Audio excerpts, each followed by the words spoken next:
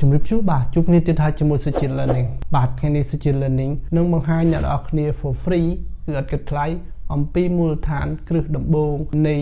Microsoft Excel គឺ Excel VBA បាទអញ្ចឹងយើងកុំចាំយូរយើងនឹងចូលទៅមើលដល់អ្នកគ្នានៅពេលបន្តិចទៀតនេះតែ complete ពុកម៉ែបងប្អូនដែលទើបចូលក្រោយៗ complete ជួយចុច subscribe នៅវីដេអូរបស់ខ្ញុំម្នាក់មួយដើម្បីទទួលបានវីដេអូថ្មីៗបន្តទៀតឬក៏មេរៀនបន្តទៀតនៃ Excel Basic Excel ឬក៏មេរៀនបន្តទៀតនៃមូលដ្ឋានគ្រឹះនៃ Excel VBA តោះអញ្ចឹងថ្ងៃនេះខ្ញុំនឹងបង្ហាញអ្នកទាំងអស់គ្នាអំពីការបើកនៅ tab Developer សម្រាប់ធ្វើការសិក្សាអំពី Excel VBA ដំបូងបាទនេះគឺជាវីដេអូទី1សម្រាប់ពុកម៉ែបងប្អូនអរគ្នា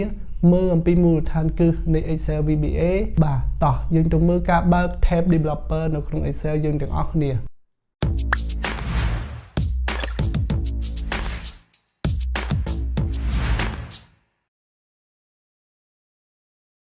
បាទសួស្តីអ្នកនរគ្នាឥឡូវក្នុង Excel បាទអញ្ចឹងវីដេអូយើងគឺចង់បង្ហាញអ្នកគ្នាអំពីមូលដ្ឋានគ្រឹះឬក៏មូលដ្ឋានដំបូងនៃការប្រើប្រាស់ Microsoft Excel ទៅលើការបើក tab Developer បាទ tab Developer នេះគឺសម្រាប់ក្នុងការប្រើប្រាស់នៅក្នុងការធ្វើចងរូបមន្តបាទឬក៏ធ្វើការ record macro អីជាដើមជាច្រើនទៀតបាទដើម្បីសិក្សាអំពីគេហៅថា Excel VBA នឹងឯងបាទអញ្ចឹងដើម្បី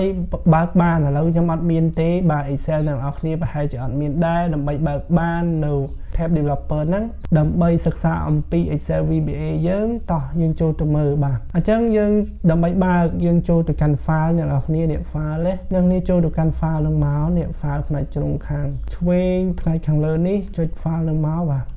បន្ទាប់ពីចុច file ហើយអ្នកគ្នារកទៅក្រោមបាទដោយសារកញ្ចក់កុំព្យូទ័រខ្ញុំតូចវាមានពាក្យ load ថា more អ្នកគ្នាបើសិនជាកុំព្យូទ័ររបស់ពុកម៉ែបងប្អូនអស់គ្នាកញ្ចក់ធំអេក្រង់នឹងធំវា load ពេញតែម្ដងបាទវាអត់ចេញ more ដូចខ្ញុំទេតែដោយសារកញ្ចក់អេក្រង់កុំព្យូទ័រខ្ញុំតូចអញ្ចឹងវា load more បាទយើងចុច more នឹងមកវាមាន feedback ហើយនឹង option អ្នកគ្នាអញ្ចឹងអ្នកគ្នាចូលទៅកាន់ option អ្នកគ្នាចូលទៅកាន់ option បាទបន្ទាប់ពីចូលកាន់ option ហើយអ្នកគ្នាចង់ទៅបើកtab មួយគឺ tab Developer ដើម្បីសិក្សាអំពី Excel VBA យើងបាទយើងចូលទៅកាន់ Customize Ribbon បាទយើងចូលនេះកញ្ញាអ្នកគ្នាមើលមកខ្ញុំមកបាទយើងចូលទៅកាន់ Customize Ribbon បាទចុចមកបន្ទាប់ពីចូល Customize Ribbon ហើយអ្នកគ្នាមកមើលកន្លែងនេះកន្លែងមកជួរនេះអ្នកគ្នាមើលមកខ្ញុំមកបាទអ្នកគ្នាឃើញនេះ Developer ឃើញទេ